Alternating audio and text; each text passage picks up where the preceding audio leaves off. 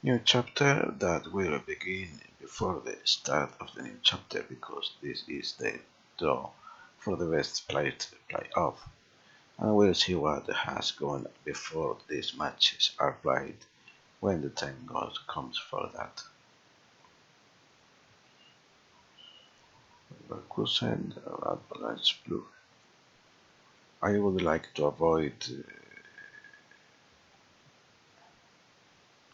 Monaco, but the rest are okay, I guess. Manchester United against Monaco, that's good. Fenerbahce against Shakhtar Donetsk. Then I can have CSKA Moskva or Lazio. I prefer the Russian, and I get the Russian. We'll see first what has gone in the preseason. We began with an easy victory against Castilla that wasn't as good as I had hoped initially. We needed the second half to get the first goal. Then we had a match against Manchester United which went very well. The ratings are bad just because we lost, but we were fighting in equal terms for most of the match, and it was only towards the end of the second half that they got ahead and they got a second, so 3 after. Then we went to West Ham United, and there the team did nothing right except a bit of a lucky goal by Enzo Perez. Next followed another weak performance against Sporting Lisboa at home that ended in a tie,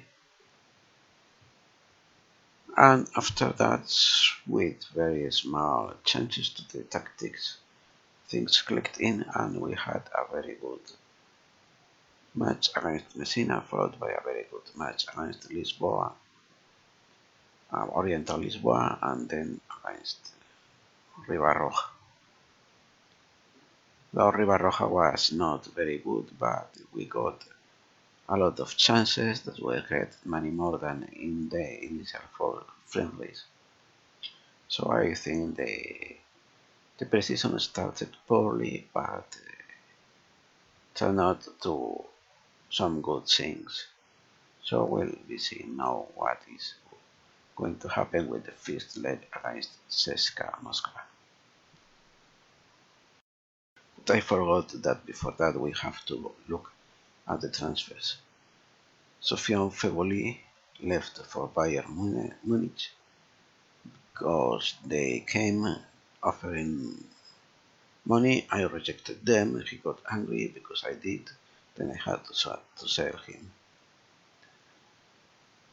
Then came in first Lucas Romero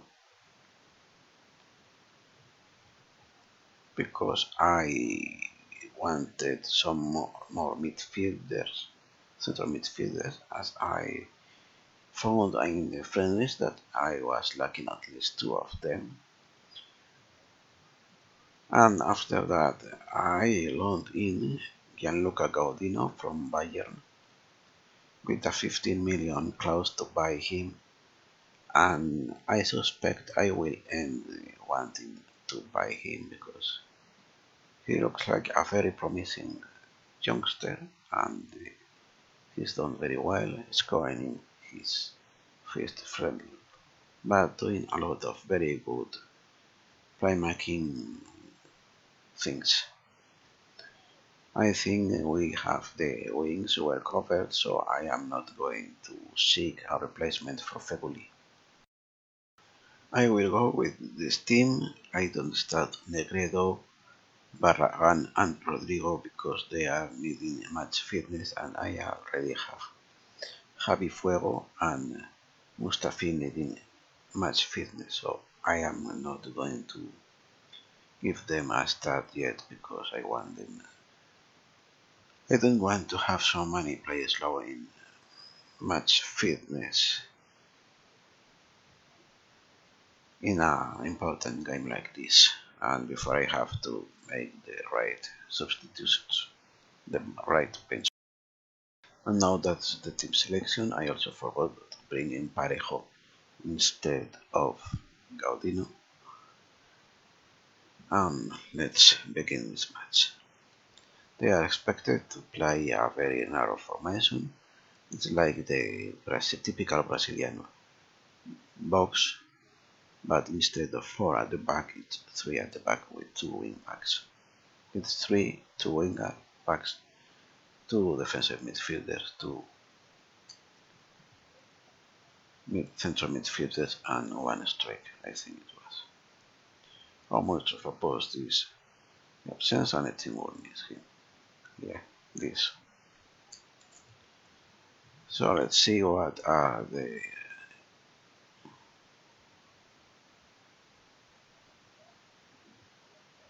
they seem to be quite creative, and I don't want to be focusing too much in one of them to the point that I forget to mark. I get players having to choose or to forget one of or the other. So I will not set any individual instructions.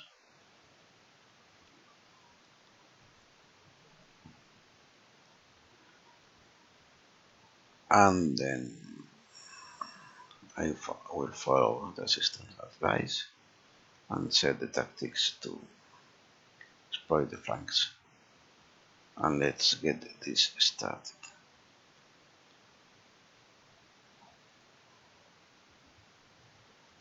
Instructions are extended. We'll see how many highlights are and change that accordingly or not.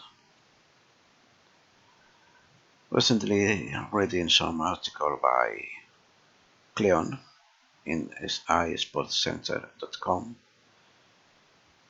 he was mentioning about using these widgets, and I remember that some versions of FM ago, like in FM12, where I had my most successful save until my Journey Magnum save of past version, I used to have them, but with the in between highlights mods, I had left them off and not using them. The start of the match could not be better. Talking good use of the width with the decent goal by Parejo. And since most of the information I had in the in between highlight panel are now in these windows, I have no those other choices in the panel. Let's see what to sort with. That's not very meaningful at this stage because there's not been almost any time for them to have or to lose the match in this the ball in this case to get the ball from us. But the scoreboard indicates we are in control of the match, passing well. So that's good. And now this has become impossible to see. So far we are little. Javi isn't defending very well it seems, but that's not very surprising considering the formation, but still it seems he's failing to get tackles that need to be placed in.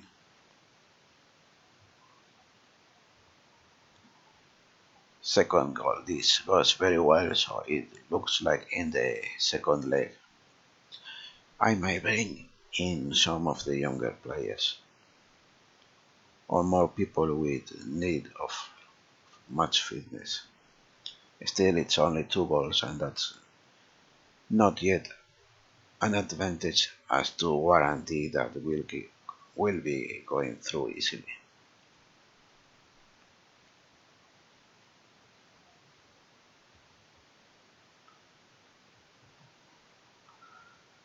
I see that this attack their forward players have started quite deep.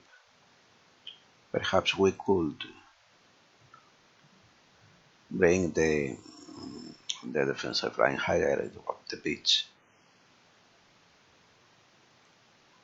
But so far things are going good. I'm not going to change anything. If I had seen more of the match, possibly I would have already done a final decision on the matter and brought the defensive line higher or not, because I would know if that was a constant or just a matter of dart and highlight.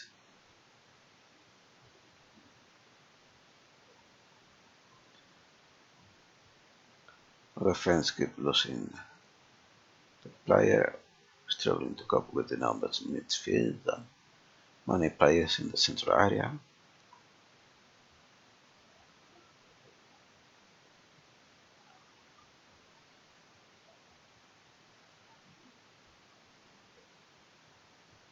Well, it seems that the players are well spaced on the field and will be having a good set of choices for them to use the ball with playing well, and Zagoev is ill-disciplined. Perhaps I could set him to tackling hard in order to provoke him into some reckless challenge. That chance passed, and I'm not going to risk injuries or sending offs.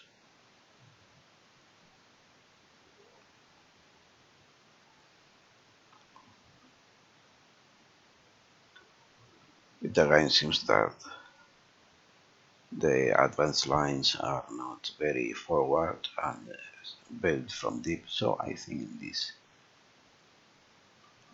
I will raise the defensive line. One of the problems that I found in the friendlies was, especially in those that we were so poor against West Ham, was a very bad case of that, was that passing the defensive line to forward or even using the offside trap had them caught up too easily. And there were a lot of chances that were conceded. Performance has been excellent. The calm, composed, their ratings are only above average, but there are many that are not that good. So you might be winning, but let's not get complacent. And that's going to be the tactical team talk. Another thing that I could do now is to play Norway, because then we will take out the spaces in the center areas where they have most of the players and make it harder for them to play the ball.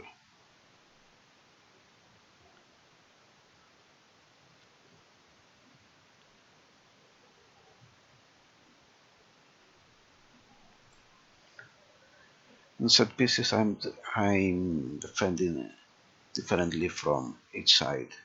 The left side, I play it safe, corners with two men in the posts, and only one player forward in the free kicks, one player forward, four in the wall, and the rest man marking. From the right, I am being more adventurous, and I have nobody in the posts and three men forward in defending the free kicks. Three men forward, taking one from the wall and one from the man marking. And so far in the friendlies, that has not been a problem. I have not conceded any goal from any kind of set pieces.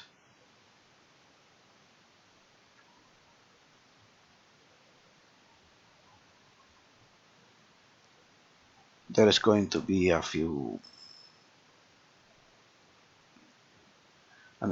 match in a few days, so I am going to be making some substitutions to ensure I have some players not tired.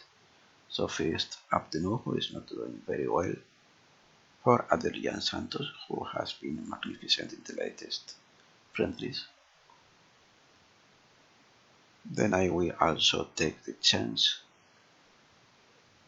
to give some match fairness to players who need it, like Álvaro Negredo. He will be in for Paco Alcácer, and for now that will be the only two changes that I am going to do.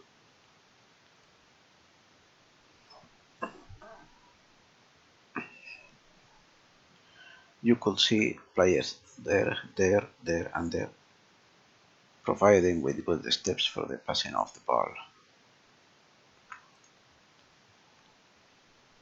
Still the same as coping with the numbers in midfield. Seydou Doumbia is their player, so I'm nothing to worry about. Pablo Piatti is not going to play against Rayo Vallecano, so he will not be.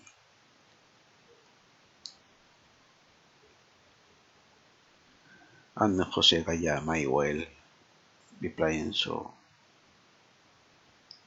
I'm not set Orban, so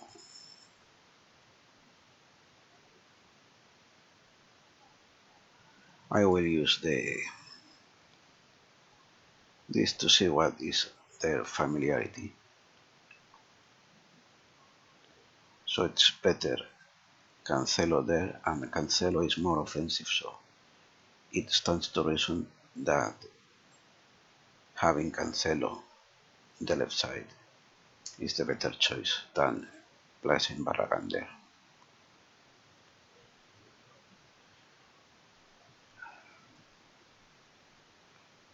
So they have players with having a good game despite being losing and looking calm.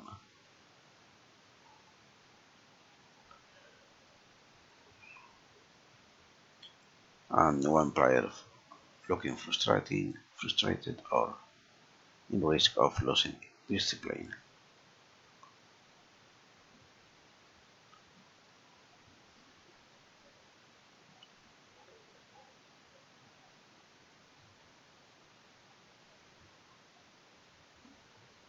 No, I will be one chance to see the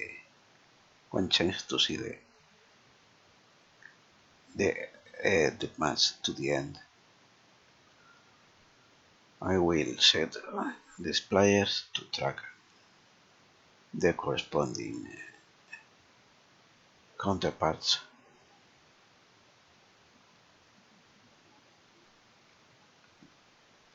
and set the team to play narrow.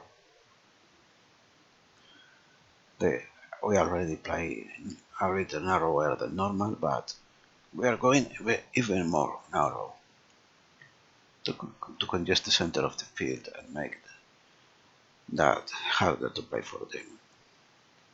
And it seems that we are coming to an end with a 2-0 victory, which is good.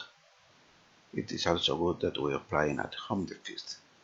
Like, I prefer by much playing the second leg away than at home because of the away goals. Let's say this is the second leg and they won 2-0. If they score one, we need 2 goals more.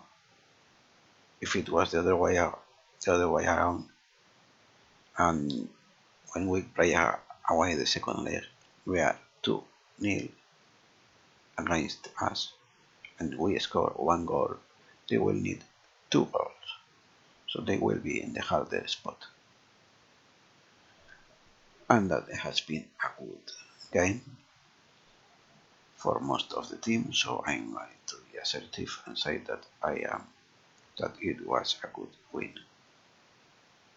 A brief look at the stats. They had One more shot than us, two less on target. The clerk had the chance was theirs, but we got the goals. It was a very even game, but we got the goals, and that's the important thing.